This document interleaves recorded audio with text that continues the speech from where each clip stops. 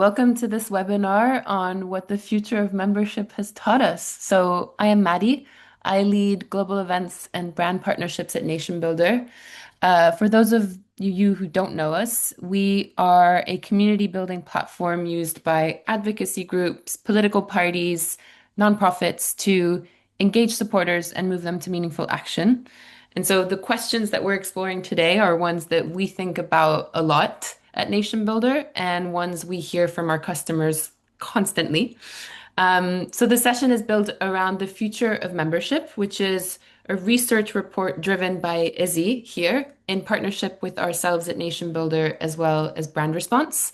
So Brand Response are a consulting practice delivering strategy, creative, digital solutions to really grow movements, mobilize supporters, and drive real change. If you haven't yet downloaded the report, please do via the link that I'll pop into the chat. But the report is very much grounded in research with membership professionals, and it surfaces some genuinely challenging findings. So, about the gap between what members want and what most organizations are currently set up to deliver. So, that tension and what to do about it is what we're here to talk through 6 months on from the original release of the report. Moderating the conversation today is Izzy, co-author of the report and consultant at Brand Response. She'll set the scene and talk us through some of the themes. And joining her on the panel, we have two practitioners who each bring a really different angle to these questions. So Anne from European Movement and Damien from D66. I'll let you introduce yourselves in a moment, but we are also meant to be joined by Becky from Unions 21, but due to unforeseen childcare commitments, she can't be with us today. Anne, if you'd like to just start us off with a quick introduction before passing it over to Damien. Yeah, hi everyone. Yeah, it's lovely to be here. So I work at European Movement UK, and we're a campaigning organisation with a kind of political aim of strengthening ties between the UK and the rest of Europe, especially post-Brexit, although we've been around since 1949, so we have a long history.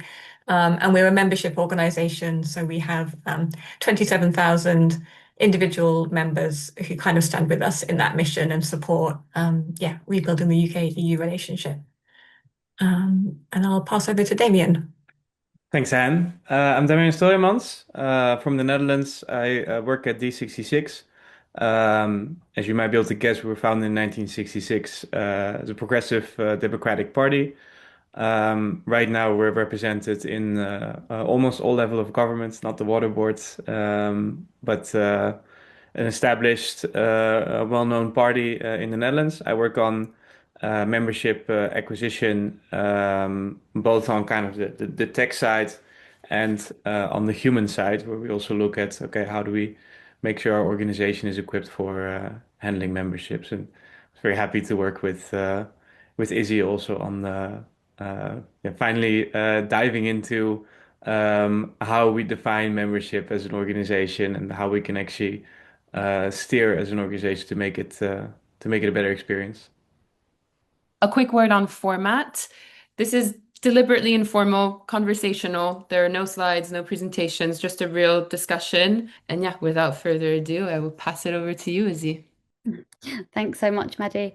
And thank you everyone for being here. Maddie's already given a fantastic intro about my role in the report and Brand Response, but I also just wanted to mention another tool that we have at Brand Response, Smart Raise, which is our fundraising platform, which helps membership organisations and non-profits grow their income and optimise their donor conversion, retention and upgrades.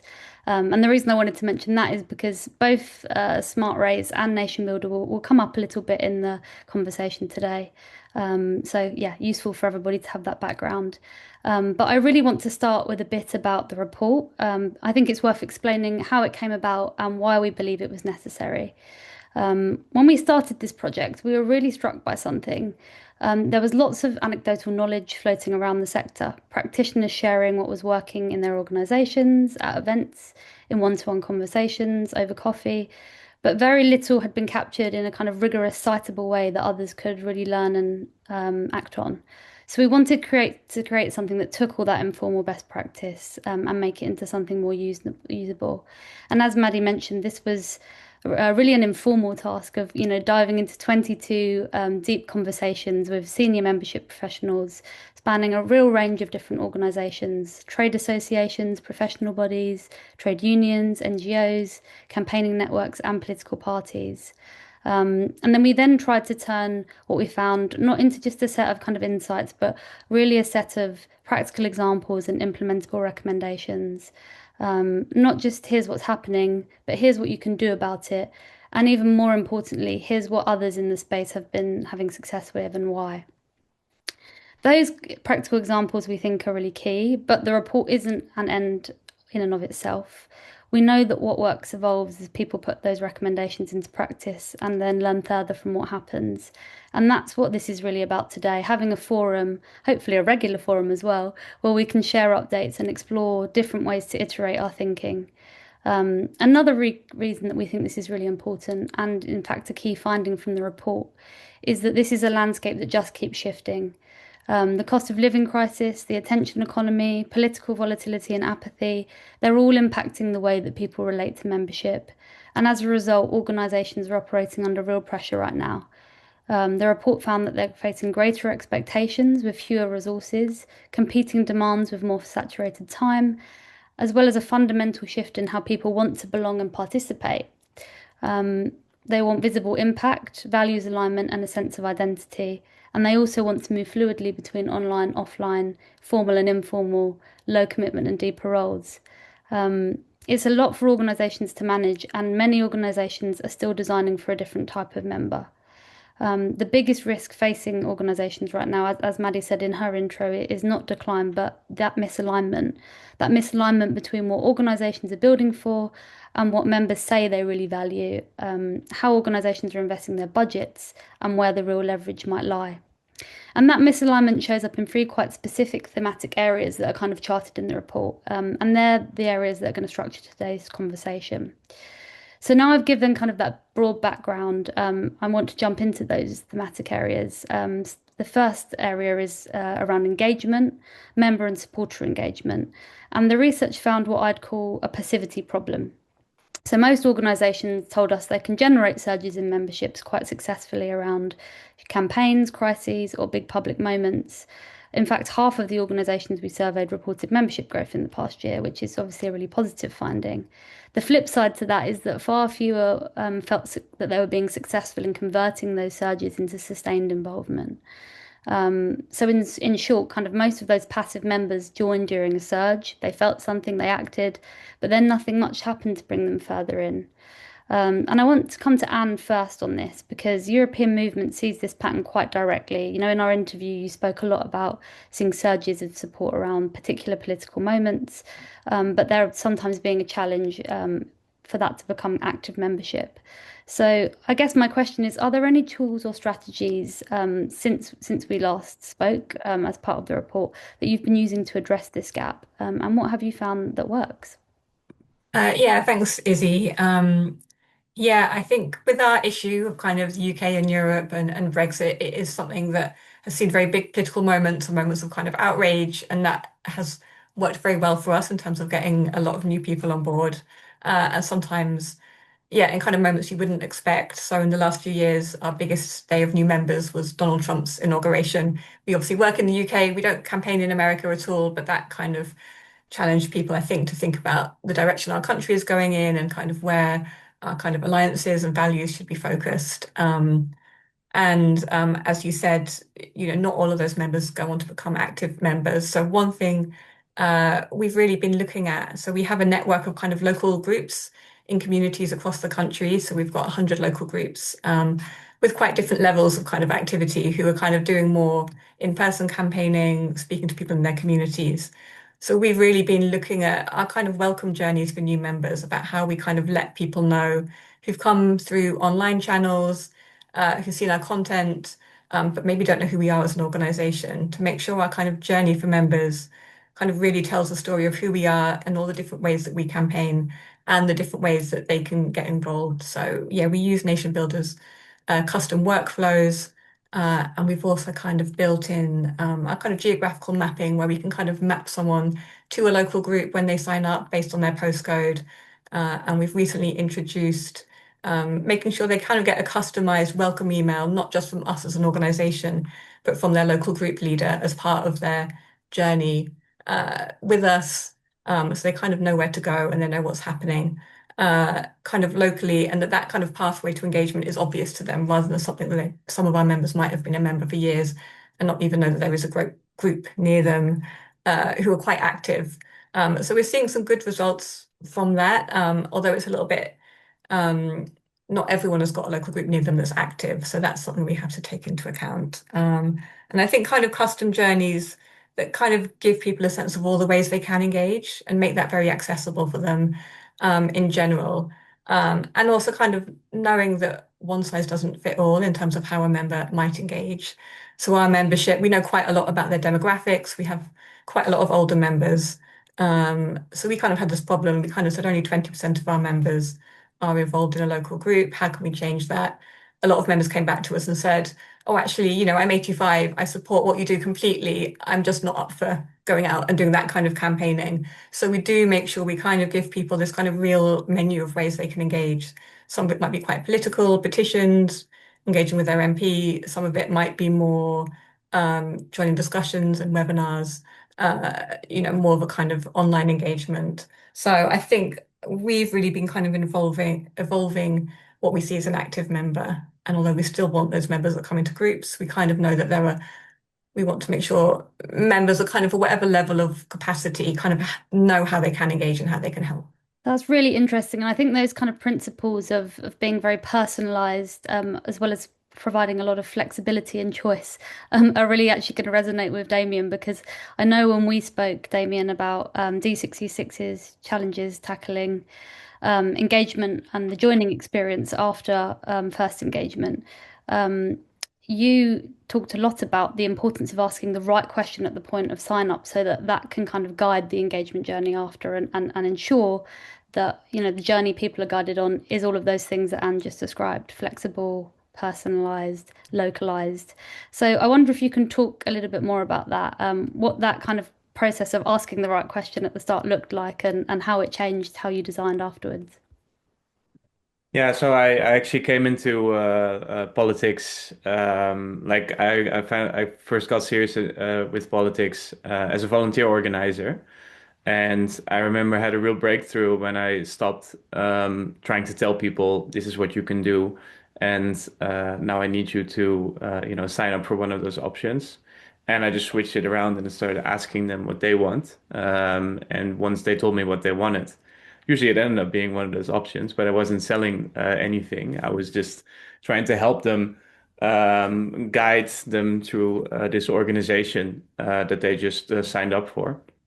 And when we were working on designing our member engagement journey, mostly during the sign up, that was also the mindset that we took into it. So obviously, when you sign up, on our smart race forums, we just like instantly try to like get it to convert as fast as possible. That was at least the design mentality. So we just take minimum information, and then the whole game starts with all the custom flows, where you start sending upsells to be a volunteer, upsells to be, and then in a volunteer you can ask a person, what do you want to do? But I think the one that resonated the most with Izzy, if I have to guess, is that we also started looking at, okay, so why did you sign up, and what things are you interested in? In the past, we would ask them, hey, we have a cool section for to talk about climate. Do you want to sign up for it? And the conversion was actually kind of poor. But then we asked people what they're interested in, and then they said climate, and then you come to them with like, hey, did you know we have a climate club? It's strange because you're communicating the exact same thing, but then because you're showing interest in what they care about, it allows you to engage them much better. And we have already quite mature organization for thematic engagement and for local engagement. And so all we have to do is just kind of send this to those sections and tell them, hey, we have this person that actually really wants to go do stuff with you. Just talk to them. And I think that's also what an organizer wants to hear. They just want to hear, okay, someone has shown interest now, and they've told you like what they want to do. Now let's look at how you can deepen this relationship, and you can make this switch from the digital to the human relationship. I really like that framing of, we need to move away from telling members what they can have to starting with the premise of, what do members want? And I think that leads us like really nicely into our second area of misalignment, which is, the one that I think gets talked about the least, but probably matters most. And that's the gap that you've just described, the gap between what members want and what organisations often feel they can feasibly deliver. When we talk to members, or when we talk to membership professionals, for example, about this, they said that when they ask members what they value, the answers were consistent and consistent with your answer as well just now, Damien, belonging, purpose, growth, finding people like me to connect with and share that membership experience with. They want to be seen, to find community, to have that participation mean something beyond a transactional benefit.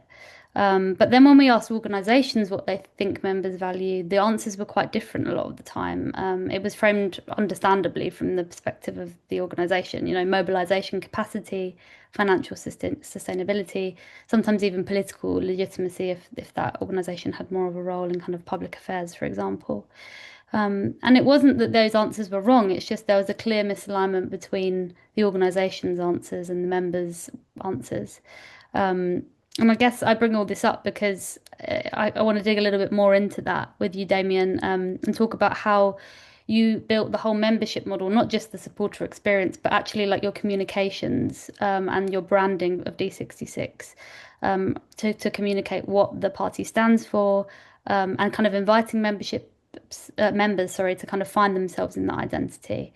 So I wondered if you can talk a bit more about how creating that belonging underpinned and still underpins your member experience and your communications, and what that's kind of meant for how members respond.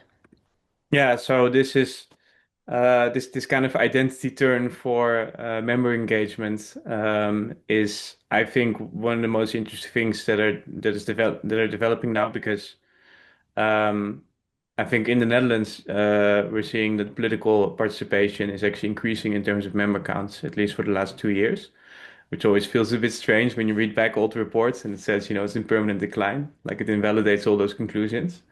But I think an important part of it is that people are starting to identify more with political organizations, and this is, I think, something that organizations are also kind of playing into a bit. We ran a large campaign in 2025 that was not just about policy promises, which are obviously a big part of it. It was also about our attitude. How do we, what type of people are we, and how do we want to solve problems? And one of the things that I really liked when talking to new members is that what I found was they weren't really engaging with like our standard promises that we wanted to give to members, which is like, hey, you get to vote on policy and you get to change politics. But they were looking for forms to express that identity of, look, I'm also a person that has that can-do mentality. I'm progressive. I'm practical. I love talking to people. I'm super energetic. Those type of things we knew that it was part of like our communications. And really struck me in that period is just how many people then also decided to make that the basis of their membership. Like these are the people I want to be around. And yeah, when you go to an event now, you'll see a lot of people that sign up around this time, where you can just tell, like, because of the identity that they convey, that really resonated with them. And I think that's a very exciting avenue to look at for membership acquisition, because it brings a meaningful way to engage with politics. Yeah, definitely. And I think it hits at the heart of some of that kind of apathy question that I referenced in my introduction and that came up as part of the kind of broader contextual challenges around membership right now. Like how do you create a motivation when um, sometimes things can feel difficult or hopeless? And I think you do that by proving your relevance as an organization. And Anne, I'd love to come to you now on the relevance question actually, because you made a really interesting observation in our research conversation around how it's easier to mobilize people when there's a clear enemy, but quite a bit harder when the political weather is more ambiguous. And I know the 10th anniversary of the Brexit referendum is coming up very soon, which will no doubt be putting the spotlight back on the impacts of the UK leaving the EU. How does that affect how you communicate the value of European movement membership right now? And how do you design for continued relevance when that moment of urgency has passed? Yeah, these are great questions that we think about all the time, because we do work on an issue that is so sort of um, kind of subject to political winds of change based on who's in government and what's happening. And I think a lot of it is kind of about reading the room and reading the moment and reading how that's changing. So the kind of communications we might have done 3 years ago that was, very kind of oppositional to the government, and we might kind of a campaign of protest and outrage, which did see us really kind of grow our membership. We were kind of growing by kind of 30% year on year, which was, kind of an amazing moment for the organization. But what you see is that kind of outrage. One, obviously, it's subject to external events, but also it's not sustainable necessarily in terms of keeping people engaged because there's a kind of fatigue that can set in as well. And I think we see that far beyond our issue, but kind of politically, there can be a sense of kind of political fatigue, that kind of being angry all the time, even though there's good reasons to be angry, kind of people switch off from it. And so, we see that in our messaging. We're quite data driven in kind of what messages work and engage our audience. And actually, some of that quite oppositional messaging that a few years ago did really mobilize people. We've seen actually people are ready for something different now, or you can't keep on kind of focusing on the negative. So, yeah, you mentioned it's been 10 years since the Brexit referendum in the UK. And for us, we see that as an opportunity to do quite a big pivot in our messaging, and to kind of leave the kind of the anger and the chaos of the last 10 years behind us and kind of pivot to something more forward looking. And actually, we're not changing our campaign aims, but we are changing kind of how we communicate those in terms of looking more about what is the kind of future we want to build, and what's the kind of path forward for our country that does involve working more with Europe. So, as part of that, we're doing a rebrand and we're kind of going to banish the word Brexit from our comms. And we know it's quite a big shift because we do have members that's why they came on board with us. That's what motivated them. At the same time, there are other people that really turns them off, or younger generations where actually things that happened 10 years ago don't feel relevant. So we can't make that what we build our identity around. So yeah, I think a lot of it with our membership though is kind of coming back to the values that motivate them. So we also kind of ask our members why they join, and it really kind of resonates with your broader findings across the sector that it's the number one reason is to kind of be part of a campaign that's going to have impact and can change things. And the second reason, kind of very closely behind that, is to be part of a community and belonging. So I think that pivot to more positive messaging is to kind of come back to that sense of who we are, why people join us, what that says about them, and how they see themselves as Europeans, and kind of how they see the values of our country in relation to Europe and other countries, and to use that to kind of drive a sense of hope. Yeah, I don't know if that answers the question fully, but Can I just No, a tiny thing there as well? Because I think you said something really interesting. yeah.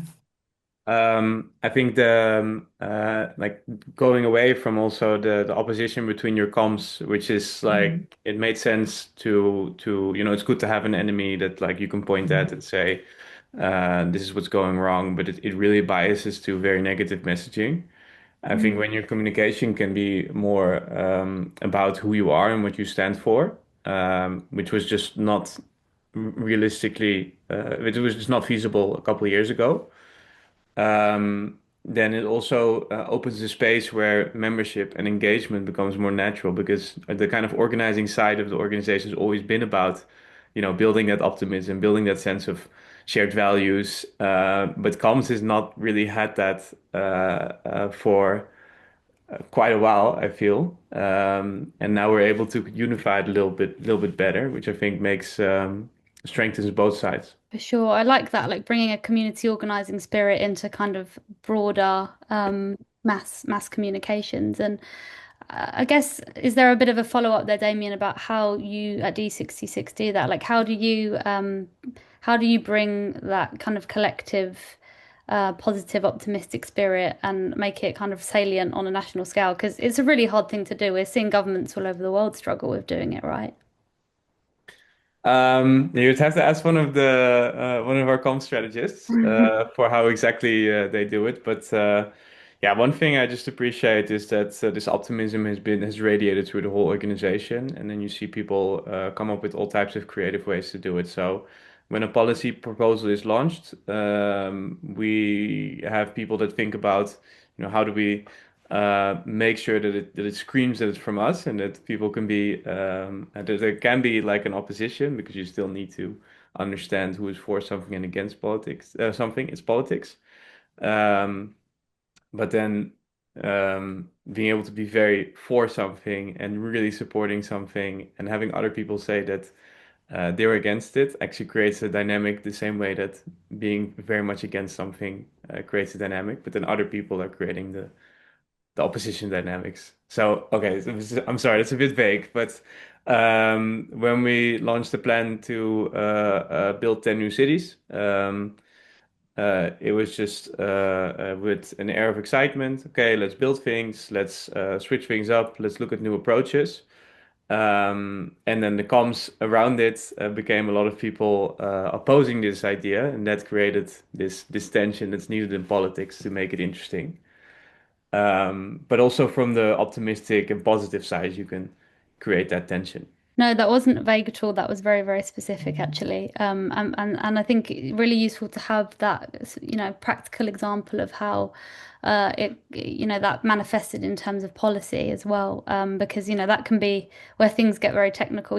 Policy messages can move people, but they've also got to be simple enough to compel and for people to see the identity in that beyond just the kind of technocratic language. So that's a really interesting area to explore, and I think also nicely leads on to our third area, which is slightly more practical and actionable, but I think wraps the two areas that we've just discussed, the relationships, the identity, and also the kind of journey and the communication, and the way that you design all up together. And that third area is around kind of the way that digital meets the relationship in membership. So the report found that the most successful organizations don't just start with systems and then work it out. They start with the specific moments in the member journey that matter most. So the point of joining, the 30 days, the renewal, the upgrade ask, and then infrastructure is designed backwards from those outcomes, to kind of meet members where they're at in terms of the relationship and their motivations. And the problem sometimes is that organizations do the opposite. So they may choose a platform based on price or familiarity, and then design the member experience around what they've got available in terms of functionality, rather than what the member or the journey requires. In short, technology can end up defining the experience rather than serving it. Um, so Damien, Brand Response worked closely with D66 ooh, on the design of your membership portal and your joining experience. And I know there was some quite specific design decisions which kind of speak to the heart of what I've just voiced over. So, for example, pre-filled smart race forms that help reduce drop-off at the point of joining, or using NationBuilder to bring all your member data into one place that allowed that segmentation and follow-up that you talked about in the first section of the panel. So could you talk about how you approach that design process, and what made a real difference to conversion and retention?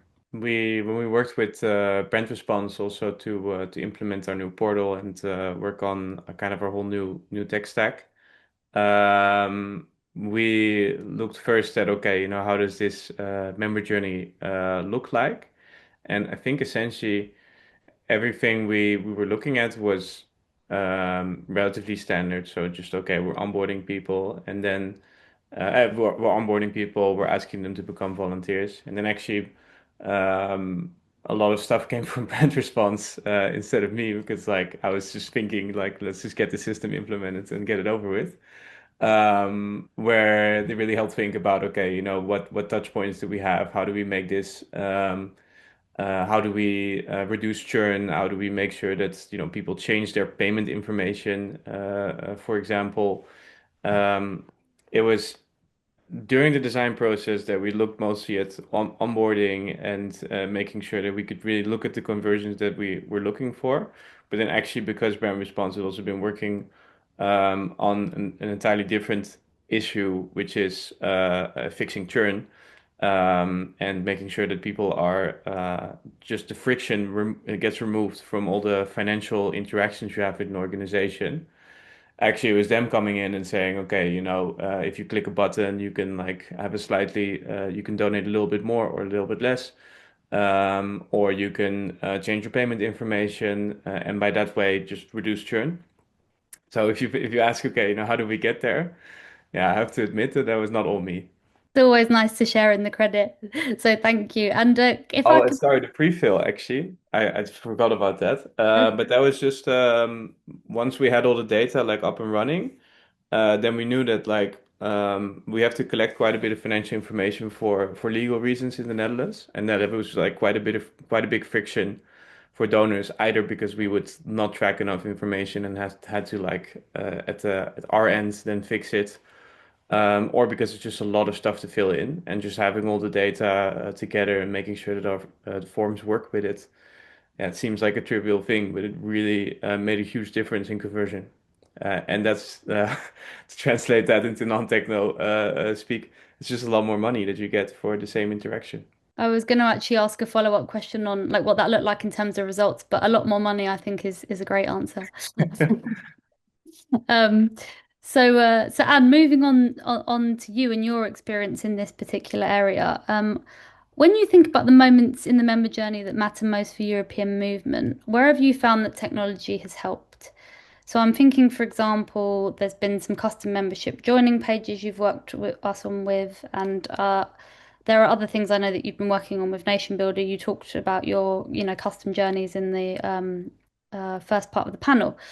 And there may be other platforms and other tools as well that you found have worked. So yeah, it'd be great to hear more about what you found has moved the needle, and equally where there's been limits to digital and maybe, finding a way to connect to the offline relationship might have been more important. Yeah, I think for us it is yeah, obviously the onboarding, which we've spoken about a little bit, and kind of setting people up for really strong engagement. But retention is also probably with all membership organizations, that is a big focus of looking at how we might lose members when memberships expire and what we do about that. And so we use smart raise as well. NationBuilder, but we sort of, particularly when I came on board, we did have members kind of paying in lots of different ways based on kind of legacy systems and all the rest. So what we realized is that we had members who were getting kind of all sorts of different emails, if a payment failed from like their payment platform, it might be from one part of NationBuilder, it might be from SmartRaise, but it actually wasn't one journey for the member. It was sort of kind of, as you said in your intro to this theme, kind of platform driven rather than member driven. So we did a really big kind of mapping exercise to try and work out what a member would receive if their membership was kind of up for expiry or needed to be renewed. And it was took quite a lot of sort of delving into the technology to work out which platform was sending out what at each time, and then kind of wrangling that into being kind of one journey that would feel, even if different messages were being sent by different platforms, that would feel kind of coherent for the member. And so we have similarly kind of used lots of kind of smart raise features, the kind of one-click renewal. With the cost of living crisis, we do unfortunately have members who say kind of affordability might be a factor in why they won't continue. So making sure we can kind of offer them the lower income membership tier and make that kind of, again, a kind of one-click process through Smart Raise. We actually haven't done as much on upsells, which is probably going to be kind of on our list of features we want to test out a little bit more. And so we've kind of developed a kind of renewal journey that kind of covers multiple touch points. And then, as kind of you alluded to, it kind of does come offline as well. So we do phone up members once their membership's expired to actually have an in-person conversation. And we sort of, I think the automated features are super helpful for us because we're a small team and they get us so far. And if they haven't worked, we actually find that in-person conversation, one gives us the insight about what's going on for that member. they might not have seen all these emails that have gone to them, even though we've got a very good journey. It still might not be on someone's radar that like their payment has expired or they need to take action to renew. So I think that's the kind of culmination of this, and that actually, even if their membership does expire, we have a reactivation journey through NationBuilder that kind of asks them why their membership, why they didn't continue their membership. And actually, even though we've got all these touch points to try and stop their membership expiring, we find quite a lot of people fall out and then they do renew through that journey after it's expired. So we actually see about 23% of people then do renew. So it's been quite a long process of kind of bringing all the kind of tools of technology to bear to create the best journey. And then, as we said, sometimes we find it's a phone call or a kind of email several months later that kind of brings them back into the fold. Um, and yeah, I think there is more we could test. I think a small team, we've always kind of got a backlog of features that we know we could add into the mix. Actually, the pre-filled forms are one for us that we've not kind of fully implemented. Um, and then I was going to mention just kind of trialing new platforms. So we did do a trial of using WhatsApp as a way, one, to kind of onboard people, and two, to kind of give them campaign updates and mobilize them. Um, Using, yeah, kind of automated. We used a tool called Super Chat, which we found actually had very high engagement compared to emailing people. And it is something we'd like to try for renewals actually as well. So that's on the list of making sure, again, I think that we're kind of reaching people with the technology that they like to use, which for a lot of people is WhatsApp, and kind of making it as easy and frictionless as possible. Definitely, I think it goes to the point that, yeah, we've all mentioned in the course of this section of the panel, which is about making sure that, the human at some point meets the digital. I think the phone call is a brilliant example of that, where sometimes mass communications just have a limit and that one-to-one relationship becomes super important.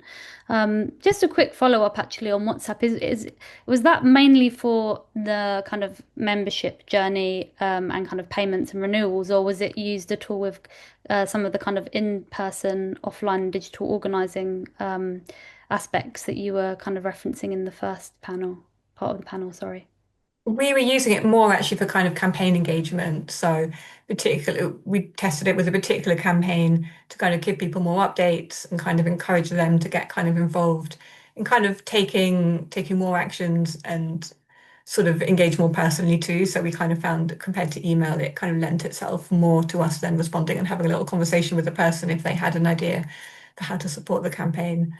Um, I think where I think because our campaigns are quite long term, I think it works really well if you've got a campaign where you've got a kind of journey, like an election campaign, for example, where you've kind of got a very particular way you kind of want to drive people towards engaging. I think it would be very powerful. I think for us, we felt like actually we weren't able to cater to enough sort of ways to engage in the campaign to kind of make the most use of it, if that makes sense. That does make sense. And I can see how it could be something that's, requires a lot of trial and error because we're all always on Mhm. WhatsApp, so it's got brilliant Yeah. potential. But like you say, it's potentially one I can imagine as well that has a lot of value for a community organizing aspect. So again, how do you bringing people together, aspect together with technology to kind of make the most out of it? Um, It, oh, yeah, go for it. do have a little bit of experience with it too because like we've been using it for also doing some online organizing, just helping people see our posts on social media. And just the engagement it's for like kind of for halfway in the funnel, it's just so much more engaging than email. And I think email is still a brilliant tool, and it's really should not be seen as old tech. But when you go into like messaging apps, it's just that much higher in like how much people they really just see like pop-up notifications often for your messaging. So it's just really direct. So still have one more lingering thought that I wanted to add. It's also about, okay, like what surprising things did you see when you pulled the data together? One of the things when we started registering volunteers better was also, I guess, this thing called Conway's Law, where your IT follows what your organization looks like. And sometimes when you break it, you really see something changes. So, normally we'd just have all the engagement around like the engagement team in the campaign team. And then we'd think of like how to design IT for that. But when we actually started signing up a lot of volunteers, we realized that, oh, actually, we don't have to lean on our decentralized organization fully, but we can also just use this information to build our own volunteer teams however we want. And we built a fundraising team during a recent campaign as well. And it was just, yeah, call those people that signed up, ask them if they want to do this. And then it took us maybe a day or two to get that team together. Whereas normally that would have taken a lot of phone calls with section leaders that don't want to give up their best volunteers. So also having more like having better information of okay, who's wants to do what allowed us to like kind of change how we run our organization a bit and how it's structured. So that's quite a large change actually, given that all you've been doing is just feeding yourself more information. Yes, it's that at that point I think about, more information isn't necessarily good information. It can be information overload unless that data's all feeding each other, and allowing you to see intersections between the way that members interact in a way that, allows you to actually improve the experience and get more out of the membership. I guess the last point to just make on tech, just an interesting observation from the report was that a lot of organizations talked about not just WhatsApp, but Discord, Slack, seemed to be a big rise over the and they talked about this being kind of a last 5 year phenomenon. Particularly successful in using those tools in allowing them to build out more of a community organizing aspect, which was them feeding that desire for greater belonging and participation in a way that was more difficult to meet before. And one more line I'd like to end on is a very short wrap up from each of you. So, if people were to leave today with one thing, what would you want it to be, Anne and Damien?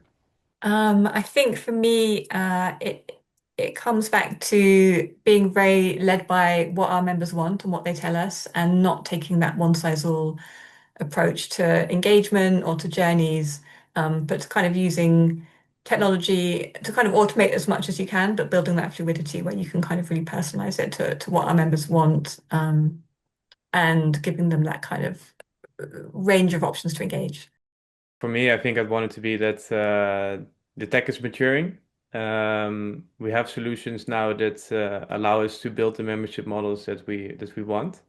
Now it's the time to, get serious about how do we fix our organizations? How do we make sure that membership gets more exciting? We feel more bound to the organization we're a part of. And I hope that this workshop is part of starting that conversation based on the report that Izzy wrote. Thank you so much for all your contributions. It's honestly been a fantastic conversation. I've loved it. I might just hand over to Maddie to close us off now, but thank you also to Maddie for having us and for enabling this conversation today. Thank you. No, thank you, everyone. And again, a big thank you to our contributors, Anne and Damien, and to Izzy for facilitating the conversation, and to you all for attending. Enjoy the rest of your days.